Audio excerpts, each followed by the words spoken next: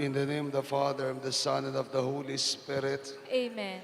the grace and peace of God, our Father, and the Lord Jesus Christ be with you all. And with your spirit. Happy Easter po. My dear friends, we celebrate the rising of the Lord from the dead. Alleluia, alleluia. We offer this Masses thanksgiving for Willie and Irene Siervo, Rio Parungao, birthday thanksgiving for Henry Soliman, Father Jess Layug, Father Alex Balatbat. For the special intentions of Prime Group, Mayor June and Gente Tangco, Karen Miranda Chan, Dain Trambeltran, Kike Naira Bautista, Marites de la Cruz, Rolando de la Cruz, Christian Carmela, Katrina Balido, Maricor Macaruba, Dr. William Lim, Dr. Angelito Medina, Dr. Guillermo Baroa, Dr. Alvin Balatbat. For our medical frontliners, Dr. Carlo Tanta and Erica Medina, Remros Maglangke, Roxette Kabigting Bondok. Special intentions Kabigting Sisters of Cypress, California, Sister Daisy Diaz, Ningning Navarro. For the healing, for Marieta de la Cruz, Norma Cabrera, Norma Balatbat, Brother George Diaz, Brother Sing Garcia, Attorney G.B. Baroa. For Ronaldo Ronquillo, and for the soul, for healing, for Elmer Taruk, Arsing Buko, and Joby Bulaon. And for the souls of our dearly departed, Brido Maurino, Father Larry, Father Rex, and Father Alan. My dear friends, for us to be worthy to celebrate these sacred mysteries, we call to mind our sins and ask the Lord for His pardon and mercy.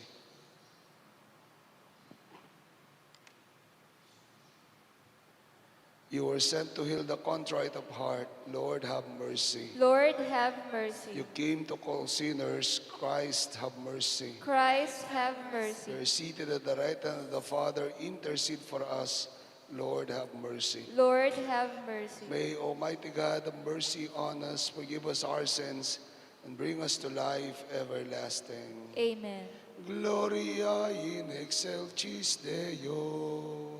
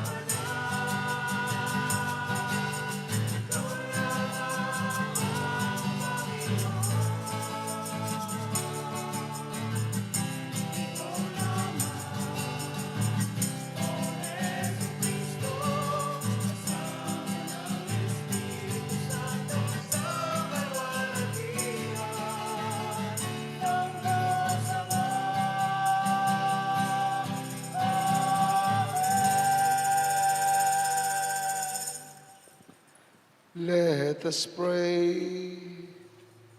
O God, who on this day through your only begotten Son have conquered death and unlocked for us the path to eternity, grant, we pray, that we who keep the solemnity of the Lord's resurrection may through the renewal brought by your Spirit rise up in the light of life through our Lord Jesus Christ, your Son, who lives and reigns with you in the unity of the Holy Spirit, one God, forever and ever.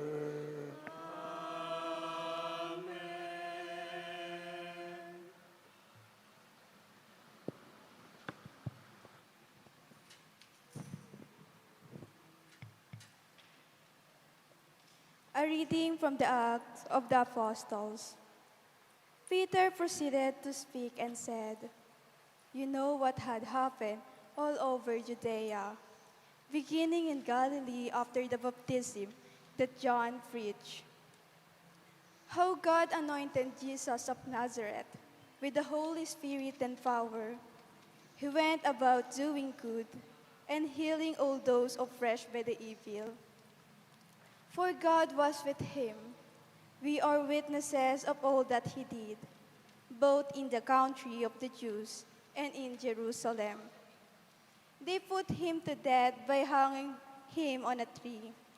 This man God raised on the third day and granted that he be visible, not to all the people, but to us, the witnesses chosen by God in advance, who ate and drank with him after he rose from the dead. He commissioned us to preach to the people and testify that he is the one appointed by God as judge of the living and the dead. To him all the prophets bear witness that everyone who believes in him will receive forgiveness of sins through his name." The word of the Lord. Thanks be to God. This is the day the Lord has made. Let us rejoice and be glad. This is the day the Lord has made. Let us rejoice and be glad. Give thanks to the Lord, for he is good, for his mercy endures forever. Let the house of Israel say, his mercy endures forever. This is the day the Lord has made. Let us rejoice and be glad. The right hand of the Lord has struck with power. The right hand of the Lord is exalted. I shall not die, but live, and declare the words of the Lord. This is the day the Lord has made. Let us rejoice and be glad. The stone which the builders rejected and has become the cornerstone, by the Lord has this been done. It is wonderful in our eyes. This is the day the Lord has made. Let us rejoice and be glad.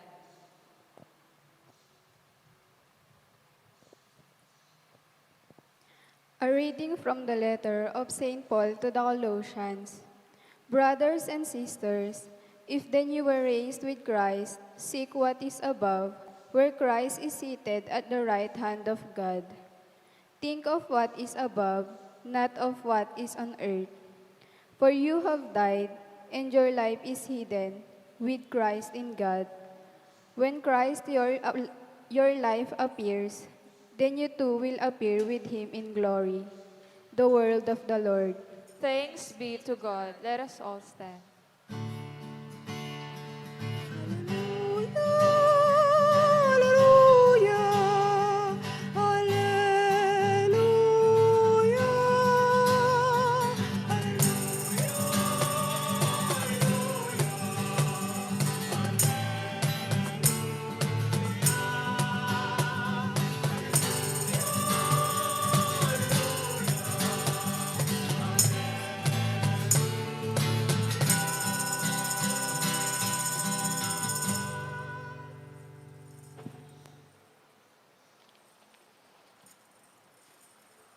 The Lord be with you. And with your spirit. A reading from the Holy Gospel according to John. Glory to you, O Lord.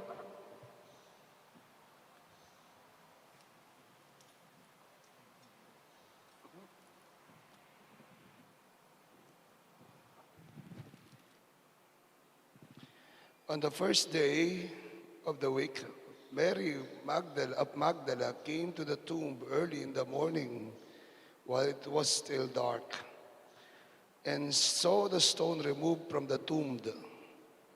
So she ran and went to Simon Peter and to the other disciple whom Jesus loved and told them, "They have taken the Lord from the tomb, and we do not know where they put him."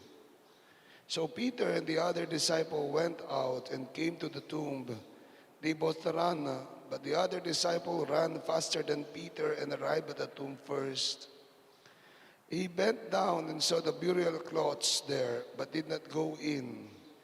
When Simon Peter arrived after him, he went into the tomb and saw the burial cloths there, and the cloth that had covered his head, not with the burial cloths, but rolled up in a separate place.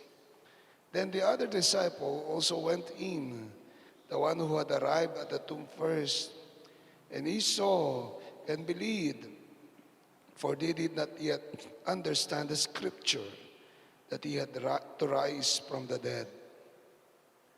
My dear friends, the gospel of the Lord. Praise to you, Lord Jesus Christ. Good morning once again to all of you. Magandang umaga po sa inyong lahat at Happy Easter po sa ating lahat. Palakpakan po natin ang ating Panginoong muling nabuhay. Pakisabi po sa katabi nyo, mabuhay ka.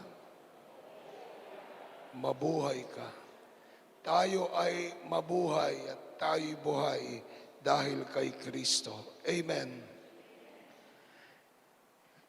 Nakikita ko po ngayon sa social media ang iba't ibang greetings ng Easter. Madalas, nilalagay nilang symbolism ng Easter ay rabbit. Yung iba ay itlog. Di ko lang alam bakit itlog yung symbolism ng iba. Doon sa Easter eggs. Di ko lang alam ano yung storya ng Easter egg at ng rabbit. Bakit may rabbit at Easter egg sa Easter.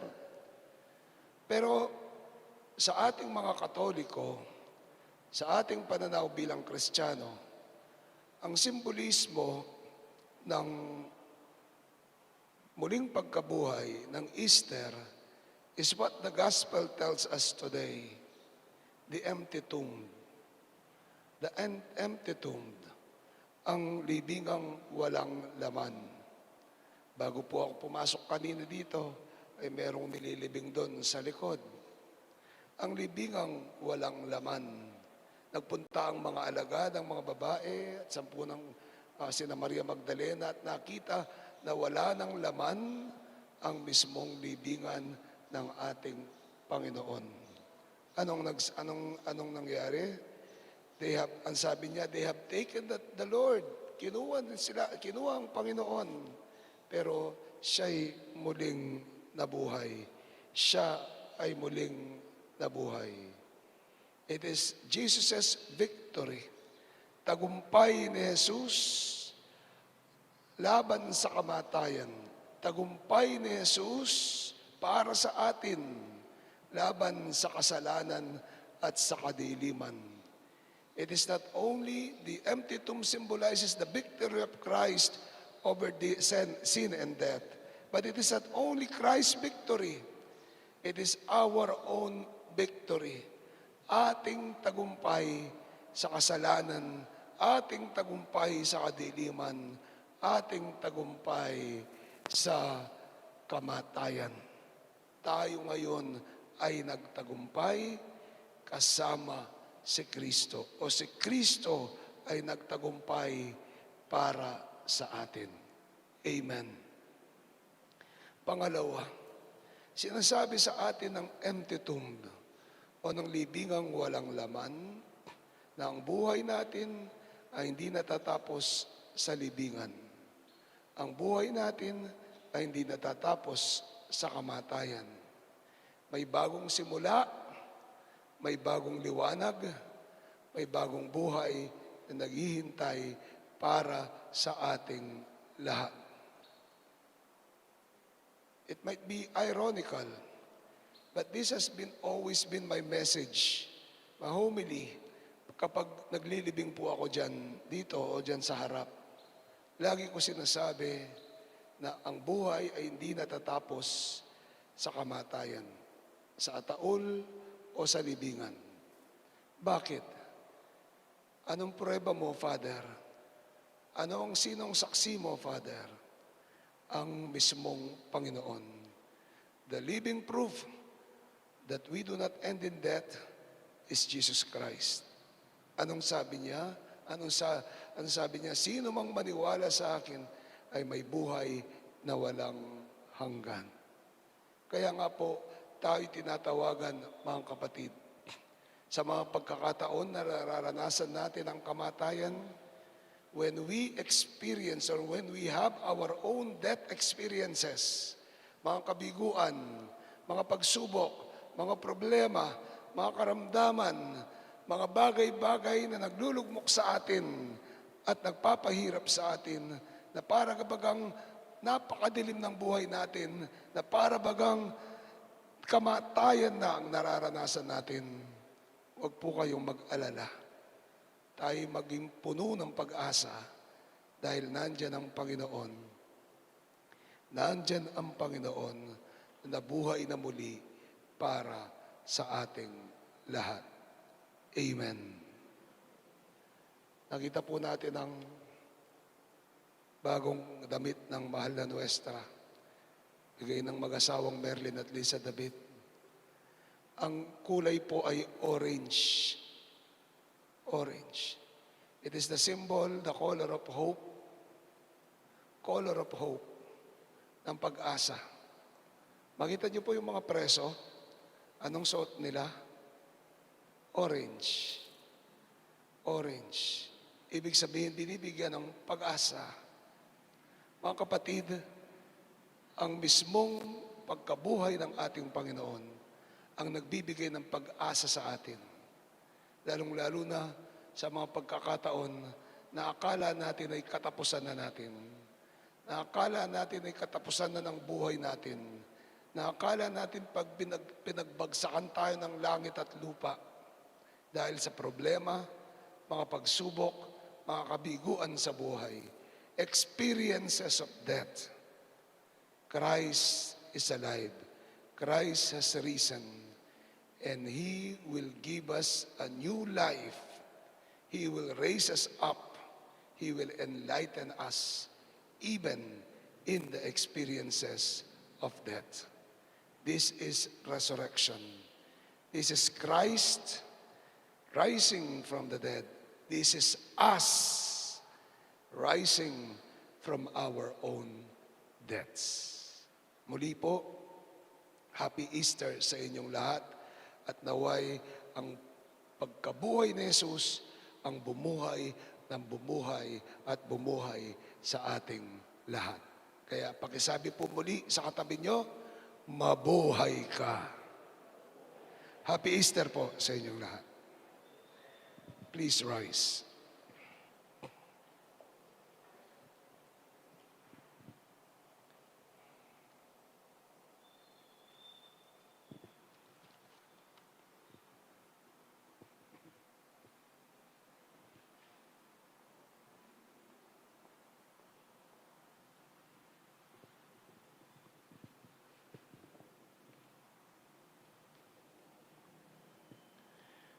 The renewal of baptismal promises. Brothers and sisters, through the Paschal mystery, we have been buried with Christ in baptism, so that we may walk with Him in newness of life. And so now that our Lenten observance is concluded, let us renew the promises of holy baptism, by which we once renounced Satan and his works and promised to serve God in the Holy Catholic Church. And so may I ask you, do you renounce Satan? I do. Do you reject all his empty promises? I do. Do you believe in God the Father Almighty, Creator of heaven and earth? I do. Tayong lahat po. Do you believe in Jesus Christ, only Son of our Lord, who was born of the Virgin Mary, suffered under Pontius Pilate, rose was buried, and rose again from the dead, and is now seated at the right hand of the Father. I do. Do you believe in the Holy Spirit, the giver of life? I do. Do you believe in the Holy Roman Catholic and Apostolic Church, the communion of saints, the forgiveness of sins, the resurrection of the body, and life everlasting? I do. This is our faith, and may Almighty God, the Father, Partner of Jesus Christ, was given us new birth by water and the Holy Spirit, and bestowed on us forgiveness of our sins, keep us by His grace in Christ Jesus, our Lord, for eternal life. Amen. Wiwisikan ko po kayo ng bagong basbas na agua bendita, at sa pagkawisik ko po sa inyo, kayo po ay magtanda ng krus.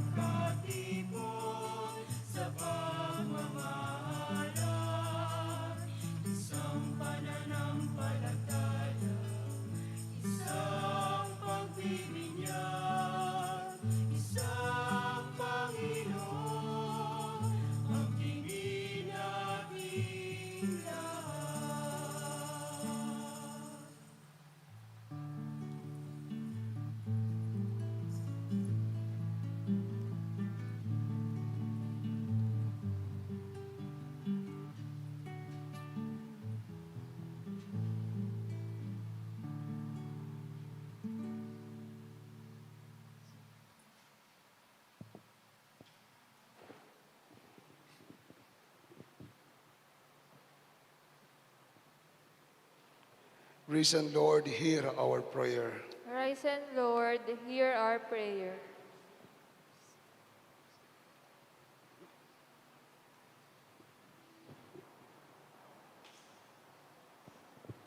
May the Church proclaim with all courage Christ's victory to our Lord. Living in sin, agony, and fear, we pray. Risen Lord, hear our prayer. May church and government leaders die to their personal interests so that they may serve the people with faith, hope, and love, we pray. Risen Lord, hear our prayer. May all baptized believers die to their sin and live up to their dignity as children of God, we pray. Risen Lord, hear our prayer. May victims of violence, famine, and natural and man-made calamities receive new hope and life in Christ through the care of the community, we pray. Risen Lord, hear our prayer. May our departed brothers and sisters see the eternal light that the risen Lord gained for us, we pray. Risen Lord, hear our prayer. In the silence of our hearts, we pray for our own personal intentions.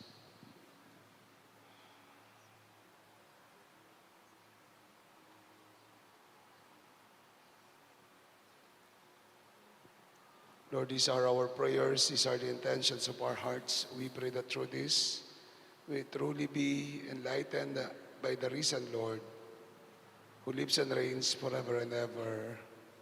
Amen. Amen.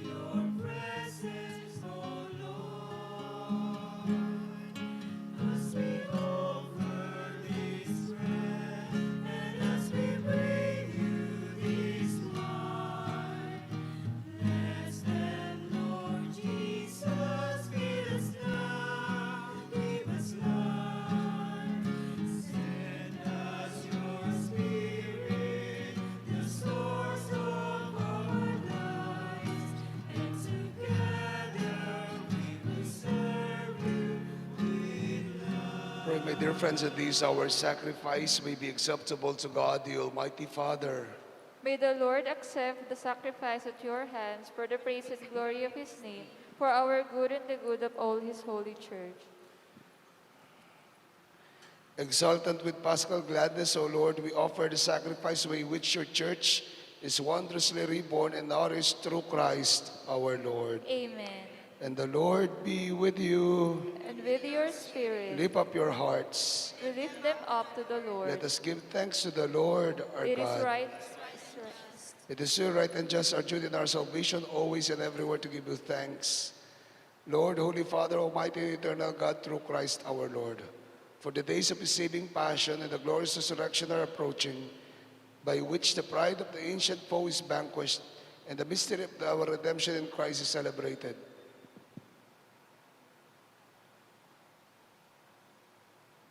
Through him, the children of the light rise to eternal life, and the halls of heavenly kingdom are thrown open to the faithful.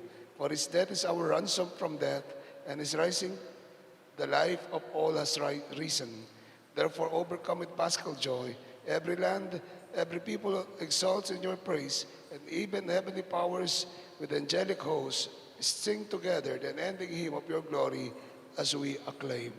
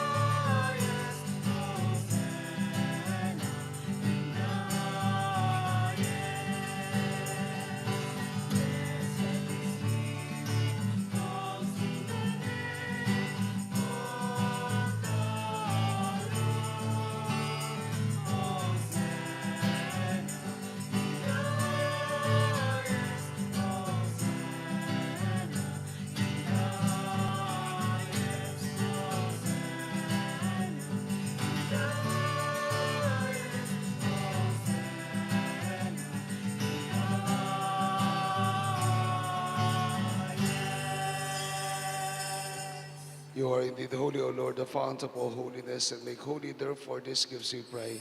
But send out your Spirit upon them like the dewfall, that they may become for us the body and blood of our Lord Jesus Christ.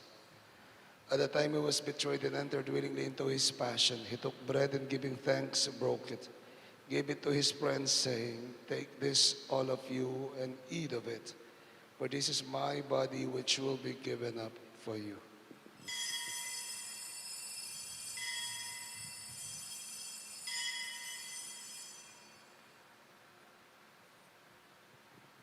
In a similar way, when supper was ended, he took the chalice, and once more giving thanks, gave the chalice to his friends, saying, "Take this, all of you, and drink from it, for this is the chalice of my blood. The blood of the new and eternal covenant will be poured out for you and for the many for the forgiveness of sins. Do this in remembrance of me."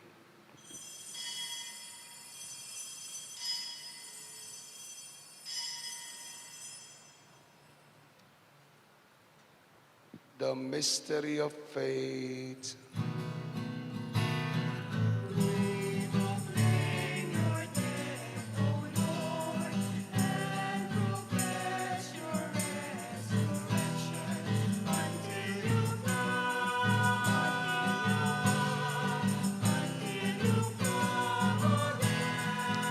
Therefore, as we celebrate the memorial of his death and resurrection, we offer, Lord, the bread of life and the chalice of salvation, giving thanks that you have held us worthy to stand in your presence and minister to you. Humbly we pray that partaking of the body and blood of Christ, we may be gathered into one by the Holy Spirit.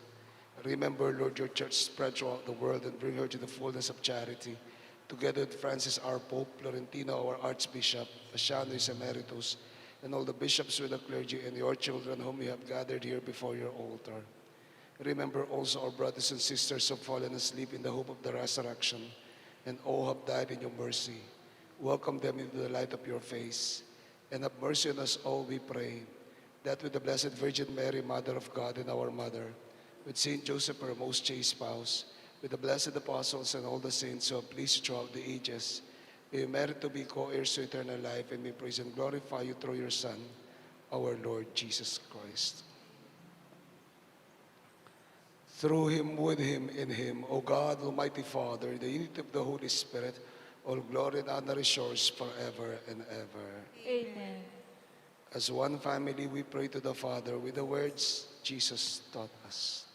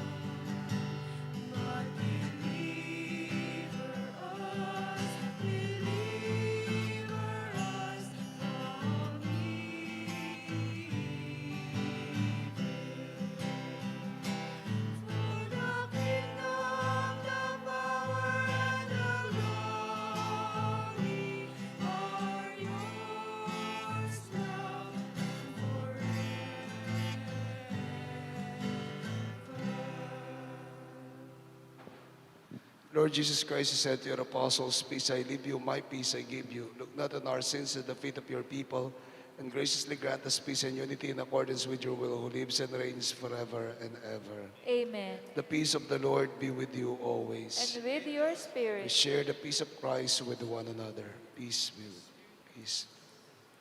Peace.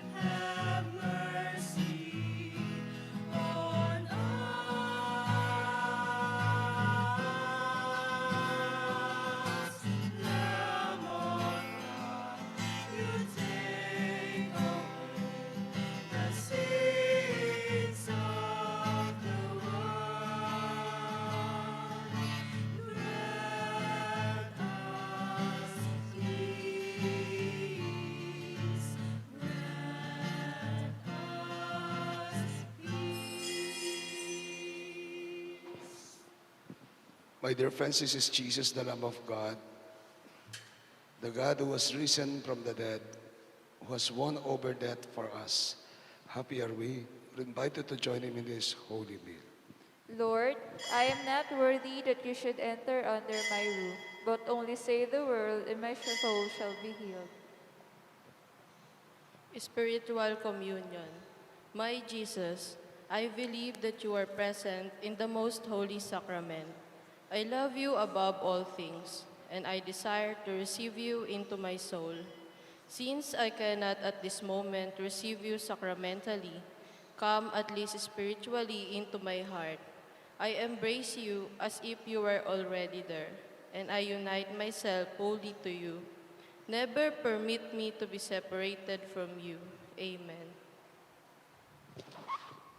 The body of Christ. Amen.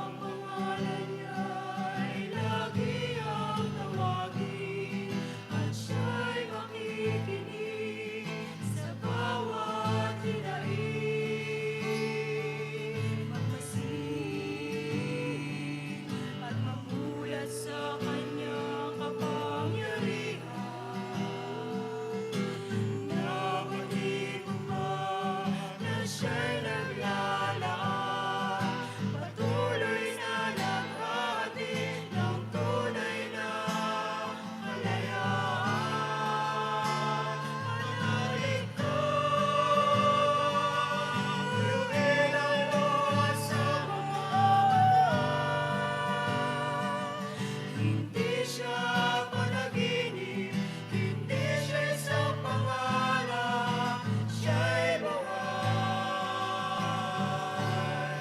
Manalig ka.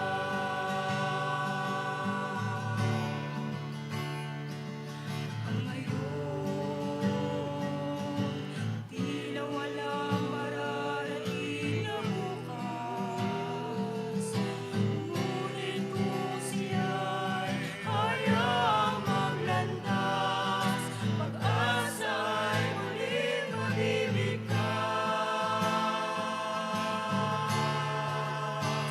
Manalig ka, biyuin ang luha sa mga mata. Hindi siya panaginip, hindi siya isang pangarap, siya'y buhay. Manalig ka.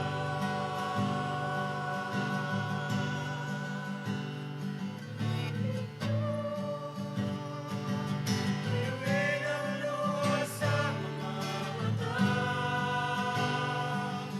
Hindi siya natutulog, hindi nakakalimot kay Jesus. Manalig ka.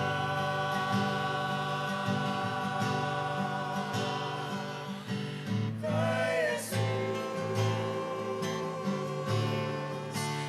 Manalig ka.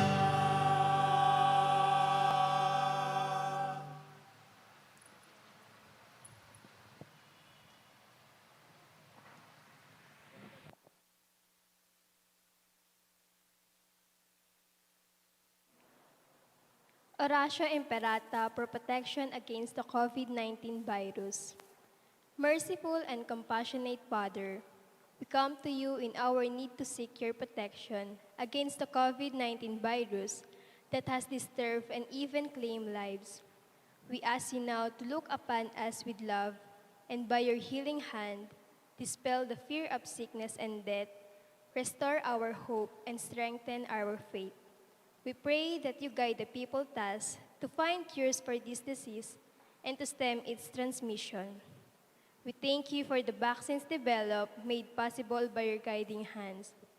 Bless our efforts to use these vaccines to end the pandemic in our country. We pray for our health workers that they may minister to the sick with competence and compassion. Grant them health in mind and body, strength in their commitment, protection from the disease. We pray for those afflicted, may they be restored to health. Protect those who care for them. Grant eternal rest to those who have died. Give us the grace in these trying times to work for the good of all and to help those in need. May our concern and compassion for each other see us through this crisis and lead us to conversion and holiness. Grant all this through our Lord Jesus Christ, your Son, who lives and reigns with you in the unity of the Holy Spirit, God forever and ever. Amen. We fly to your protection, O Holy Mother of God. Do not despise our petition in our necessities, but deliver us always from all dangers, O glorious and blessed Virgin. Amen. Saint Joseph, Pray for us. Saint Raphael the Archangel, Pray for us. Saint Roch, Pray for us. Saint Lorenzo Ruiz, Pray for us. Saint Peter Calungsod, Pray for us. Saint John Paul II, Pray for us. Saint Teresa of Calcutta, Pray for us. Saint Pio of Pietrelcina, Pray for us. Saint Serapion, Pray for us. Saint Peter Nolasco, Pray for us. our Mother and Patroness, Nuestra Señora de la Merced, Pray for us.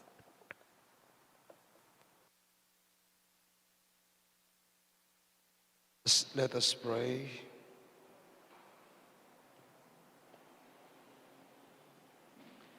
Look upon your church, O Lord, O God, with unfailing love and favor, so that renewed by the Paschal mysteries, she may come to the glory of the resurrection, through Christ our Lord.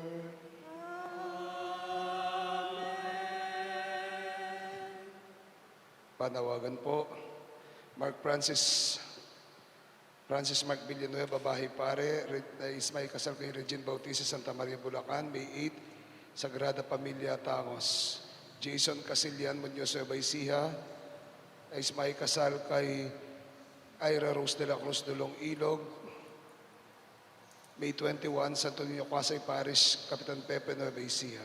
Sami Manangaya, Paligi, Jen Espiritu, Marilao, Bulacan. May 29, Parish of the National Shrine of Divine Mercy, Marilao, Bulacan. John Noel Lugtu, San Fernando, Jenilen Sangkap, Bahay, Pare. April 24, Parish of the Blessed Trinity, San Isidro, San Fernando. Mayroon po kayong sagabal para sa kasal na mga nasabi, makialam po sa ating opisina. Nagpapasalamat po tayo sa lahat ng asiwa, lahat ng napagod para sa isang makabuluhang mahal na araw at banal na trido sa ating Pastoral Council sa pamuno ni Ate Cynthia Sagum, saka sa lahat ng Chapel Pastoral Council coordinators at kanilang mga kasama, Parish Finance Council, pamuno ni Dr. Alvin Balatbat, Sister Lisa David, 10 ng kanilang mga kasama na tumatayong hermanidad ngayong taong ito. Sa ating mga liturgical servers, mandated organizations, EMDC, Knights of the Blessed Sacrament, ating mga choir, COMLEC, ating mga social media, ang ating media group, ang ating parokya, at ang ating mga usherettes na tumatayong ating mga frontliners. Maraming salamat po ang ating mga staff sa kumbento. Maraming salamat po sa inyo. Mga galak at lahat po ng tumulong, Bendeta, mga kompradiya, lahat po ng tumulong at nakiisa sa inyo pong lahat na nakiisa sa ating mismong pagdiriwang ng ating mahal na araw at ng Kwaresma. Nais ko po magpasalamat sa magkasamang Lisa at Merlin David sa inihandog nilang damit ng ating mahal na ina ngayong muling Pasko ng muling pagkabuhay, at kay Doc Alvin at Ate Loida Cruz para sa ayos sa simbahan. Palakpakan po natin sila at bawat isa. Assignment po natin, Pasko po ngayon. Magluto po kayo at maghanda ng masarap na tanghalian at hapunan. At magsalo-salo po kayo ng buong pamilya ngayong tanghalian o ngayong hapunan. Ngayon ay Pasko, higit na mahalaga kaysa sa Pasko ng pagkapanganak. So, ngayon po ay Pasko, mag-ipon-ipon po kayo, magsalo-salo bilang isang pamilya. Amen? Salamat po. The Lord be with you. And with your May spirit. Almighty God bless you and keep you, the Father, the Son, and the Holy Spirit. Amen. Our Mass has been offered. Go and bring the new life brought by the risen Lord. Alleluia, alleluia, alleluia. Thanks be to God. Alleluia, alleluia, alleluia. Happy Easter po sa inyong lahat.